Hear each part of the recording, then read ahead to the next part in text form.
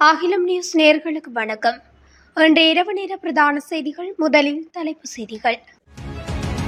சாரதி அனுமதி பத்திரங்கள் தொடர்பில் வெளியான தகவல். ஆரம்பமாக உள்ள கொழும்பு யாழ்ப்பாணம் விமான சேவை. விகாரையில் கைவரிசையை காட்டிய இளம் தேரர் உட்பட்ட குழு. காப்பூத்து உயர்தர பரீட்சை சிறந்த பெறுபேறு பெற்ற மாணவர்களுக்கு வெளியான செய்தி. 2000க்கும் மேற்பட்ட உள்ளூராட்சி வேட்பாளர்கள் மீது பாயப்போகும் சட்ட நடவடிக்கை.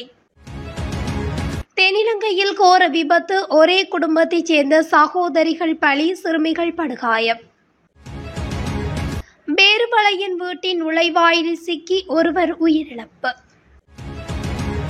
நாட்டில் சீரற்ற காலநிலை, பல பகுதிகளுக்கு விடுக்கப்பட்டுள்ள மண் சரிவு அபாய எச்சரிக்கை.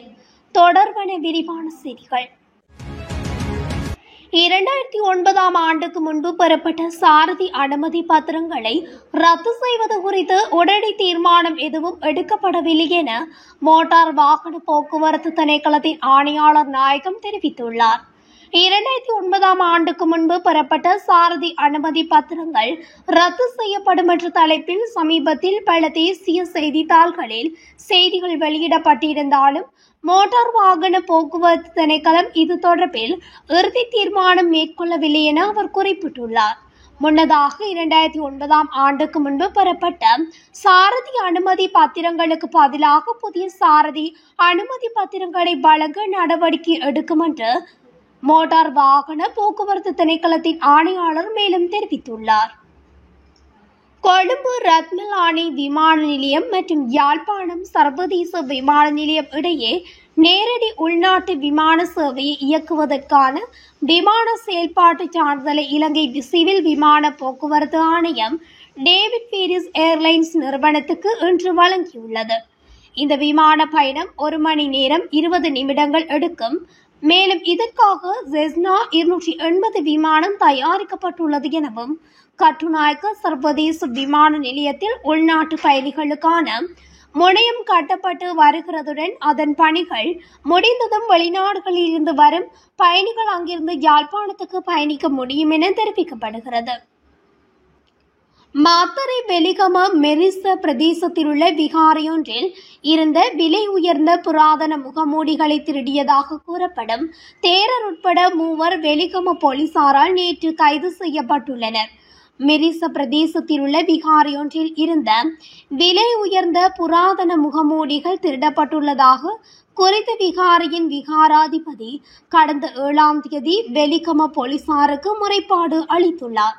இது தொடர்பில் போலீசாரால் மேற்கொள்ளப்பட்ட விசாரணையில் சந்தேக நபர்கள் 3 கைது செய்யப்பட்டுள்ளனர். 24 வயதுடைய தேரரும் 62 மற்றும் 42 வயதுடைய இருவருமே கைது செய்யப்பட்டுள்ளனர். கைது செய்யப்பட்ட தேரர் குறித்த விகாரையில் வசித்து வருவதாக போலீஸ் விசாரணையில் தெரிய வந்துள்ளது. இது தொடர்பான மேலதிக விசாரணைகளை வெலிகம போலீசார் மேற்கொண்டு வருகின்றனர். 2023-2024 காப்பூத்து உயர்தர பரீட்சையில் மாவட்ட மட்டத்தில் சிறந்த பெறுபேறுகளை பெற்ற மாணவர்களை மாகாண மட்டத்தில் பாராட்டும் நிகழ்ச்சி திட்டத்தை ஜனாதிபதி நிதியம் ஏற்பாடு செய்துள்ளது.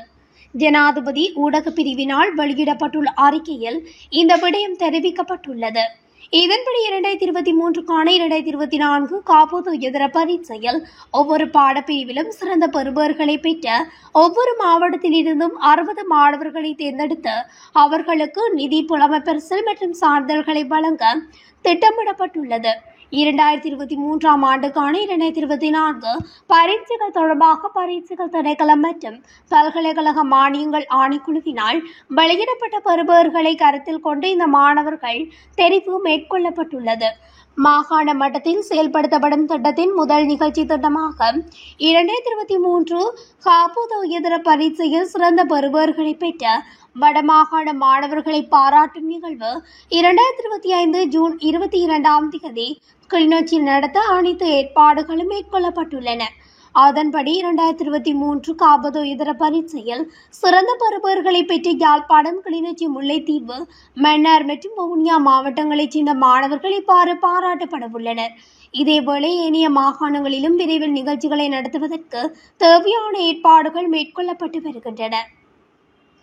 வருமானம் மற்றும் செலவு அறிக்கைகளை சமர்ப்பிக்க தவறிய 2433 உள்ளூராட்சி வேட்பாளர்களின் பெயர்கள் சட்ட நடவடிக்கைக்காக காவல்துறைக்கு அனுப்பப்பட உள்ளதாக தேர்தல் ஆணைக்குழு தலைவர் ஆனந்த் ரட்நாயக்க தெரிவித்துள்ளார். அறிக்கைகளை சமர்ப்பித்த பிறகு சட்டமா அதிபரின் ஆலோசனையை பெற்ற பின்னர் அந்த வேட்பாளர்கள் மீது காவல்துறை தேவையான சட்ட நடவடிக்கை எடுக்கும்.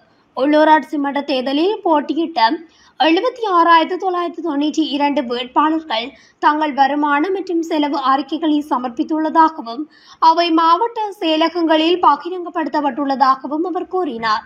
சமர்ப்பிக்கப்பட்ட வருமானம் மற்றும் செலவு அறிக்கைகளில் உள்ள தகவல்கள் தொடர்பாக ஏதேனும் ஆட்சேபனைகள் அல்லது தவறுகள் இருந்தால் சமர்ப்பிக்குமாறு ஆணைய தலைவர் பொதுமக்களை கேட்டுக் கொண்டுள்ளார். தென்னிலங்கையில் இறுதிச் சடங்கிற்கு சென்று திரும்பிய சகோதரிகள் கோர விபத்தில் உயிரிழந்துள்ளதாக போலீசார் தெரிவித்துள்ளனர். ஹொரணை கொழும்பு பிரதான வீதியில் நேற்றிரவு விபத்து ஏற்பட்டதாக மொரககேன போலீசார் தெரிவித்தனர். வீதியை கடக்க முயன்ற நால்வர் மீது கார் ஒன்று மோதியமையினால் விபத்து ஏற்பட்டதாக போலீசார் தெரிவித்தனர். விபத்து ஏற்படுத்திய 28 வயதான சாரதி கைது செய்யப்பட்டுள்ள நிலையில் அவர் மது போதையில் இருந்ததாக போலீசார் குறிப்பிட்டுள்ளனர். இறுதிச் சடங்கு நிகழ்வொன்றுக்கு சென்ற சகோதரிகள் இருவரே தங்களது 2 மக்களுடன் அருகிலுள்ள உறவினர் வீட்டுக்கு செல்வதற்காக வீதியை கடக்க முயன்ற போது இந்த விபத்து ஏற்பட்டுள்ளது. காயமடைந்த நால்வரும் கழுபோவில போதனா வைத்தியசாலையில் அனுமதிக்கப்பட்ட பின்னர் சகோதரிகள் இருவரும் உயிரிழந்துள்ளதாக போலீசார் தெரிவித்தனர். 45 மற்றும் 50 வயதுடைய ஒரே குடும்பத்தைச் சேர்ந்த சகோதரிகள் இருவரே இவ்வாறு உயிரிழந்துள்ளனர். காயமடைந்த 11 மற்றும் 12 வயதுடைய 2 மக்களும் கழுபோவில போதனா வைத்தியசாலையில் சிகிச்சை பெற்று வருவதாக போலீசார் தெரிவித்தனர். வேறுபலையில் உள்ள ஒரு வீட்டின் நுழைவாயிலில் சிக்கி ஒருவர் உயிரிழந்ததாக தகவல்கள் வெளியாகியுள்ளன. உயிரிழந்த நபர் குறித்த வீட்டில் பல வருடங்களாக பணியாளராக செயற்பட்டு வந்ததாக காவல்துறையினர் தெரிவிக்கின்றனர். சம்பவம் குறித்து வேறுபலை காவல்துறையினர் மேலதிக விசாரணைகளை முன்னெடுத்து வருகின்றனர். நாட்டின் பல பகுதிகளுக்கு மண்சரிவு அபாய எச்சரிக்கை விடுக்கப்பட்டுள்ளது. இதனை தேசிய கட்டிட ஆராய்ச்சி நிறுவனம் விடுத்துள்ளது. நிலை 1 கீழ் வெளியிடப்பட்ட இந்த எச்சரிக்கை அறிவிப்பு இன்று மாலை 4 மணி முதல் நாளை மாலை 4 மணி வரை நடைமுறையில் இருக்கும் என்று தெரிவிக்கப்பட்டுள்ளது. அதற்கமைய கொழும்பு மாவட்டத்தில் பாதுக்க, களுத்துறை மாவட்டத்தில் மத்துகம, அகலவத்த, வளலாவிட, வாலிந்தனுவரம், புலன்சிங்கல் ஆகிய பிரதேசங்களுக்கும், கண்டி மாவட்டத்தில் காங்கை, கோரளை, கேகாலை மாவட்டத்தில் தெரணியக்கள, யட்டியாந்தோட்டை, தெஹியோவிட்ட, நுவரெலியா மாவட்டத்தில் அம்பகமுவ, ரத்தினபுரி மாவட்டத்தில் குறிவிட்ட எகலியகொட, பெல்மடுள்ள, எலப்பாத்த, கெலப்பான, நிவிதிகள, அயகம, ரத்தினபுரி ஆகிய பிரதேச செயலக பிரிவுகளுக்குமே இவ்வாறு மண்சரிவு அபாய எச்சரிக்கை விடுக்கப்பட்டுள்ளது. அத்துடன் பழுத்த காற்றுடன் கடல் கொந்தளிப்பாக இருக்கும் என்றும் வளிமண்டலவியல் திணைக்களம் சிவப்பு எச்சரிக்கை விடுத்திருந்தமையும் குறிப்பிடத்தக்கது. இத்துடன் அகிலம் நியூஸின் இன்றைய பிரதான செய்திகள் நிறைவடைகின்றன. தொடர்ச்சியாக செய்திகளை அறிந்து கொள்ள அகிலம் நியூஸ் ஊடகத்துடன் இணைந்திருங்கள். நன்றி, வணக்கம். அகிலம், மாற்றத்திற்கான மக்கள் குரல். இந்த வீடியோ பிடிச்சிருந்தா லைக் பண்ணுங்க, கமெண்ட் பண்ணுங்க, ஷேர் பண்ணுங்க. மறக்காம கீழே இருக்க பெல் ஐகானை கிளிக் பண்ணுங்க.